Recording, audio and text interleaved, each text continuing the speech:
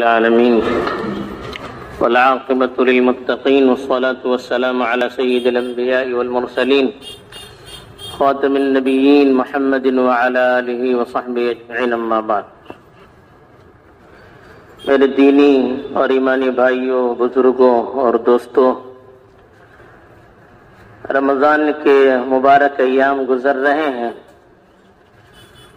اور اللہ تعالی کی توفیق جن بندوں کے ساتھ رہتی ہے وہ ان ایام کی قدر بھی اپنے طور پر کرتے رہے ہیں.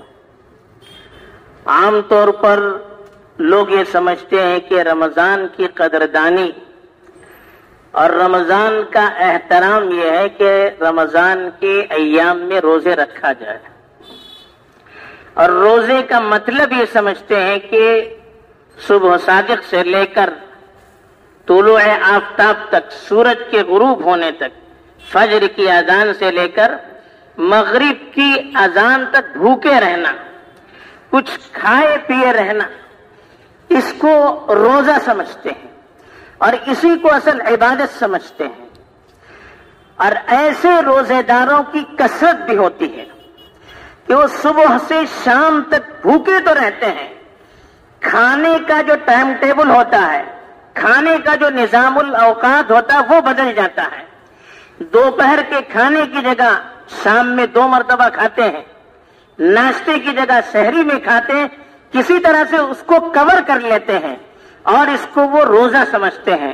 نہ کھانے پینے میں کوئی کمی آتی ہے اور نہ زندگی کا معمول جو ہے، دن بھر کے جو معمولات ہوتے ہیں اس کے اندر کوئی تبدیلی نہیں آتی ہے.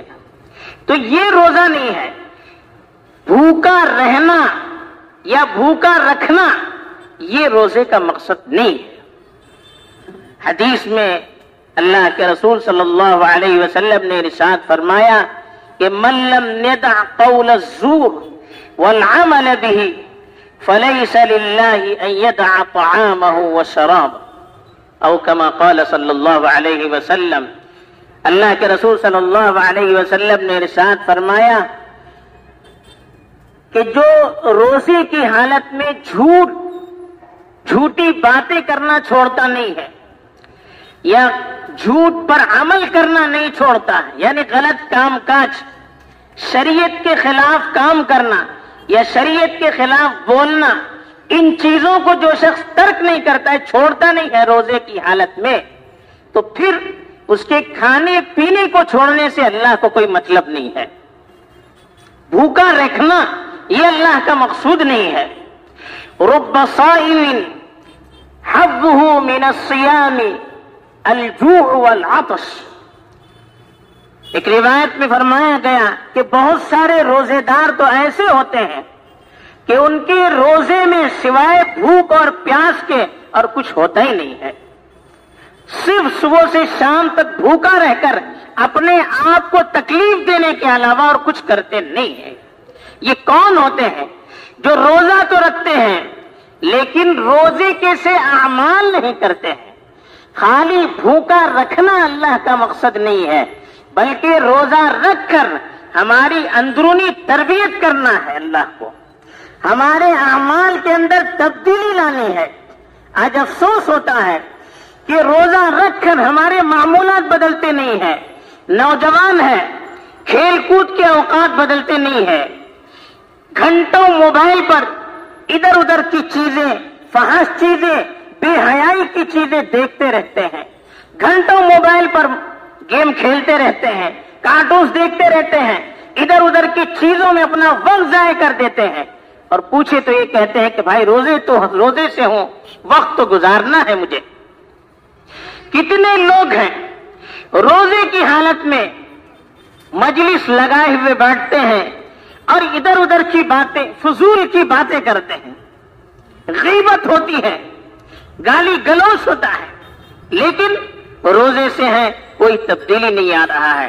روزے کے اندر اتنی طاقت نہیں ہے کہ وہ روزہ ان کاموں سے اس کو روک سکے. کتنے تاجر ہیں جو تجارت کرتے ہیں، رمضان سے پہلے کی جو حالت تھی، جھوٹ بولنا، دھوکہ دینا، بے ایمانی کرنا، سود لینا، یہ جو روزے کے جو بیماریاں اور کمزوریاں تھی ان ایام میں بھی غلط تھی. روزہ رکھ کر بھی افسوس ہوتا ہے کہ جھوٹ بولتے ہیں. روزہ رکھ کر بھی افسوس ہوتا ہے دھوکہ دیتے ہیں. روزہ رکھ کر بھی افسوس ہوتا ہے کہ لین دین میں سودی لین دین کرتے ہیں, سودی کاروبار کرتے ہیں. روزہ رکھ کر پھر فائدہ کیا ہے؟ کتنے لوگ ہیں روزے سے ہیں لیکن ان کی وراثت تقسیم نہیں ہو رہی ہے, دوسروں کا مال دبائے بیٹھے ہیں, کاروبار کے نام سے پیسے دبائے ہوئے ہیں لیکن دینے کی توفیق نہیں ہے. روزے سے ہیں, تہجد پڑھتے ہیں, نفلیں پڑھتے ہیں, ذکر و اذکار کرتے ہیں لیکن ان چیزوں کے اندر تبدیلی نہیں ہے, تو پھر فائدہ کیا ہے؟ کتنے ایسے گھرانے ہیں جہاں آپسی اختلافات پڑے ہوئے ہیں, میاں بیوی کے تعلقات برابر نہیں ہیں, ایک دوسرے سے انبن ہے, ایک دوسرے سے ناراض ہیں. روزہ رکھ کر عبادتیں ہو رہی ہیں لیکن ایک دوسرے کو منانے کی کوشش نہیں ہو رہی ہے, سامنے والے کو خوش کرنے کی کوشش نہیں ہو رہی ہے. بیوی شوہر سے ناراض, شوہر بیوی سے ناراض, بچے والدین سے ناراض. کہاں سے روزے کا ثواب ملے گا؟ کہاں سے زندگی کے اندر تبدیلیاں آئے گی؟ خالی بھوکا رکھنا یا خالی تلاوت کرنا یہ اصل مقصود نہیں ہے. ان کے ذریعے سے ایسی طاقت ہمارے اندر اللہ تعالیٰ پیدا کرنا چاہتے ہیں جن سے بیماریاں دور ہو جائیں, آپس میں انبن رہے گی, شوہر بیوی سے ناراض رہے گا, عبادتیں کہاں قبول ہوگی؟ بچوں سے والدین ناراض رہیں گے, عبادتیں کہاں قبول ہوگی؟ اس کی فکر کرنے کی ضرورت ہے. ہمیں روزہ رکھ کر جیسے بھوکا رہنا ہم اپنے لیے ضروری سمجھتے ہیں, ایسے ہی روزے کے ساتھ ساتھ اپنے اعمال کے اندر تبدیلی لانا, برائیوں کو چھوڑنا, غلط کاموں کو چھوڑنا, جھوٹ سے دور رہنا, غیبت سے دور رہنا, آپسی لڑائی جھگڑوں سے, نا اتفاقی سے دور رہنا. اس کو جب تک ہم اپنے لیے ضروری نہیں سمجھیں گے تب تک ہمارے روزے کا کوئی فائدہ نہیں پیدا ہوگا, ہمارے روزے سے کوئی تبدیلی ہمارے اندر نہیں آ سکتی. ورنہ رمضان سے پہلے کے جو اعمال ہیں وہی اعمال اس میں رہیں گے, سوائے بھوکا رہنے کے اور کوئی فائدہ حاصل ہونے والا نہیں ہے. آج اس کی ضرورت ہے, روزے کے ساتھ ساتھ, بھوکا رہنے کے ساتھ ساتھ اپنے اعمال کا جائزہ لینے کی ضرورت ہے, اپنے کاروبار کا جائزہ لینے کی ضرورت ہے, حرام چیز سے اپنے آپ کو بچانے کی ضرورت ہے. اپنے گھروں کے اندر, آس اڑوس پڑوس میں, رشتہ داروں میں محبت اور ایکجٹ اتحاد کے پیدا کرنے کی ضرورت ہے. روزے کا ہمیں یہ بھی پیغام ملتا ہے, روزہ جوڑنے کے لیے ہے, روزہ غمخواری کے لیے ہے, روزہ ہمدردی کے لیے ہے. جب بھی ہم اپنے گھرانے میں اپنے آپ کو جوڑ نہیں سکیں گے, اپنے کاروبار کی ہم اصلاح نہیں کر سکیں گے, تو پھر ہم دوسروں کو کیا پیغام دے سکیں گے؟ یہی پیغام ہمیں قرآن کے ذریعے سے بھی دیا گیا ہے کہ یا ایھا الذین آمنوا کتب علیکم الصیام کما کتب علی الذین من قبلکم لعلکم تتقون. اے ایمان والو, تم پر روزے فرض کیے گئے ہیں جس طرح سے پچھلی قوموں پر فرض کیے گئے تھے. وجہ کیا ہے؟ تاکہ تمہارے اندر تقوی کی صفت پیدا ہو جائے.